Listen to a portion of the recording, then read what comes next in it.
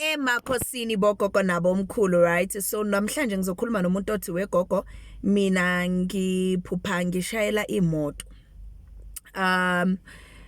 Ngithanda ukunamukela kule channel yami. Ngicela nishare nama video sizofundisana siyakhulisana edlozini. I know that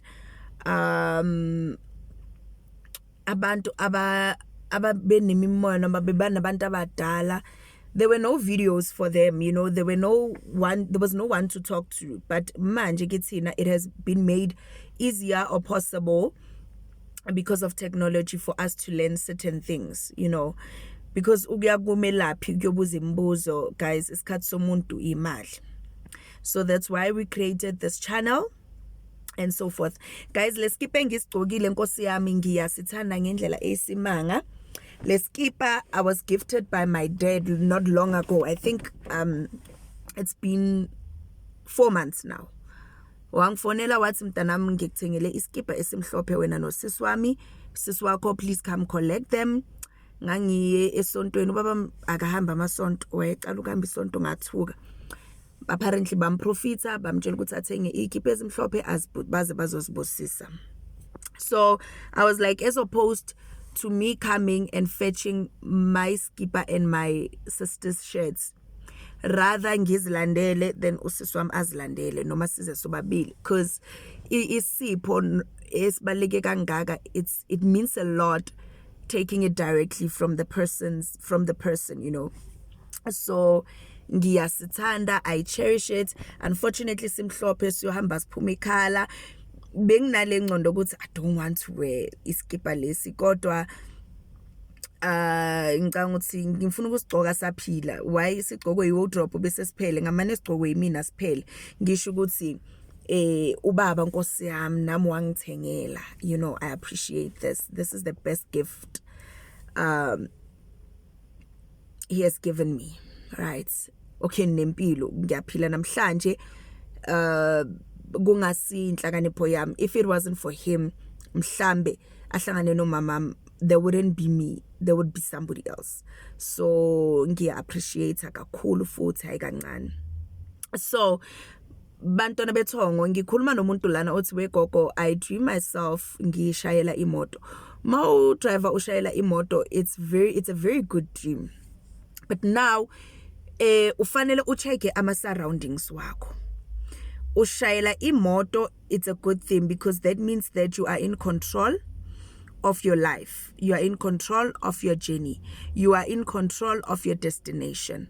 For example, if ugibela imoto eshayelwa umunye umuntu, lo muntu makathi ngikhathela ngisa drive, that means you're not going to get to your destination on time. Lo muntu makathi bra ngisafuna ukuyochecka icherry yami, njengoba sindlulala umuntu wami uhlala la ithi ngiyomchecka, now you are delayed. You can't say no but ngijahile akusimoto yakho akusuwoshayelayo. Now it's a good sign if you are driving that car, and it's a good sign if you driving that car, you know how to drive. Sometimes uziphupha ushayela imoto kodwa you don't even have a driver's license, you've never even driven a car. So basuke bakubonisa ukuthi you are in control of your journey. Uzofika where you're supposed to figure on time. You understand? Now listen, okay, I don't know if you understand ukuthi le phupho limnandi kanjani. Limnandi ngendlela esimanga. You must be in control. You must drive your own car.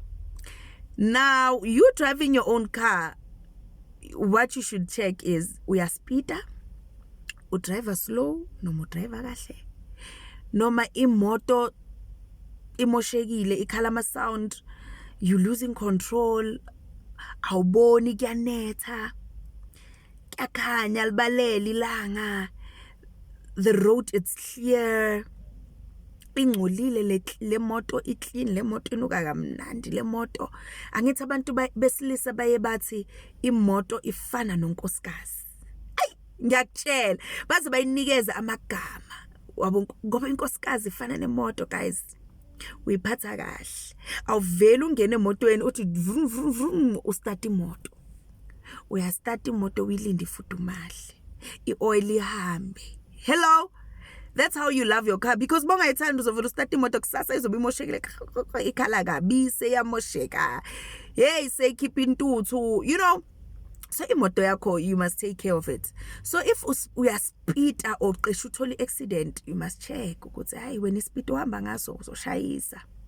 Or you are too slow, uzofika slow. Kodwa drive right man. Drive right. Noma kule moto eshayelayo, are you alone or kunabantu?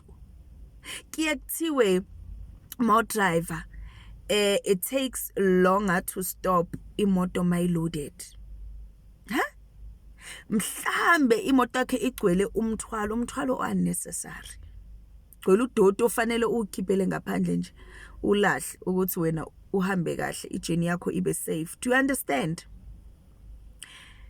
Like iphupho lemoto guys lisho into eningi. You must just check ukuthi how was the mood, how was the things, ustakile emotweni. And emostaka, were you able ukuyehla wena and fix your own car and continue, or you were waiting for other people to help you? You depending on other people ngejourney yakho ngesipho sakho. How does that happen? It's your journey bantwana bethonga, akusijeni omunye umuntu. It requires you. Ezinye izinto sidinga wena, asidinga omunye umuntu. You understand? So I guess sizihloleni, I guess sijuleni, I guess sizifunisisa ukuthi amathonga ethu mawakhuluma nathi akhuluma ngasiphi indlela.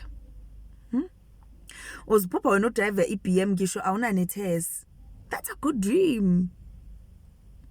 Uziphupha ushayela itruck. Uyibambile le truck. Itruck isigaba setruck you must have code 14. Akufuneka ama code 10 nama code 8. Meaning wena ule, we understand inyanya zakho noma amadlozi wakho sebakuthemba ngetruck. Kodwa umbuzo ukuthi uzoyiginqa le truck na. Uzothi mawubona ukuthi ngisondela icurve ujike kahle. Uthi mawusondela stop sign noma yabani ustope on time. Itruck inamagi asikhuluma ngalama truck wamanje ama automatic. Itruck bowizwa ithi mayizo stop amagera maningi fanele uwayehlisa useza. That's why ama truck wakudala bothi uma imoto ungena phambi kwakho beginqa manje ngoba ayikwazi ukubrika manje fanele ithathe isikhathi. So by the time isathatha isikhathi wena so la shayi kulahlelele. You understand? So amaphupho wama truck bantwana bethongo mahle. Ushayela imoto mahle. You are in control. Usofika ngesikhathi imoto yakho. Uwosha umthetho kuleyo moto. Nobody will tell me what to do in my own car. In actual fact, I will tell you what to do. I will tell you ukuthi akudlelwe emotweni yami. I will tell you ukuthi ungimoshela isikhathi mongakaphumi ngiyakushiya mina. It's my car. I can't be inconvenienced in my own car. Kodwa if it's not your car, you're gonna be inconvenienced. You're not gonna get to your destination on time. You're not gonna do everything that you need to do on time because it's not your car. Fanele ulalela umnikazi wemoto. Awukwazi nokususa. Awukwazi nokurasa. Mangidecide manje ngithi ngilalela amazayona ukusuka la ngize ngiyofika eNatal. Ngiyolalela. You can't tell me ukuthi no, you want hip hop. You know, I don't listen to hip hop. Hip hop is not even my cup of tea. So mawufuna ukulalela ingoma zakho girl, thenga imoto yakho noma hamba ngebus noma fly if you can, if you have money. But if ufuna ilift kimina, you're gonna do what we do in my own car. We understand Amar. We understand lento le. Angazi if niyayiqonda. Angazi if niyayiqonda stand. Kodwa iphupho elihle iphupho elihle ekusuke kuyi reflection kuwena. Some dreams are not necessarily meaning ukuthi uzothenga imoto. No, it's a reflection bayakubonisa ngawe isibuko leso. So baye basebenzise imoto. Yabona? Nayithola stand. But anyways, bantwana betonga, if you've got any questions regarding African spirituality, if you've got any questions regarding amaphupho, please leave your comments down below. I'll most definitely make videos about that. I'll respond. Ngihloli on On YouTube, mawufuna ukuhlola, you can contact me for a private consultation. If you contact me on my WhatsApp number for a dream interpretation, I charge. Ngiyacharge. My numbers are not for advertising. I'm a number wokuhlola umsebenzi lo wento zedlozi. Emakhosi asishelani asicelani imishado. No, please. Ngiyabonga abantwana bethongo. Hope you good. Nibe nelanga elimnandi, amadlozi wena nikhanyisele, khanye kube mhlophe, la kuvaleke khona kuqale kuvuleke bantwana bethonga. Abangaphuphi inkosi yami, ngathi amadlozi wenu angasondela namaphupho, niphupheni, phupha amaphupho amahle. Namabi inkosi yami ayadingeka ukusiqinisa, ukusikhulisa. Kodwa nginicelela amandla nokukhanya emakhosini bayethu.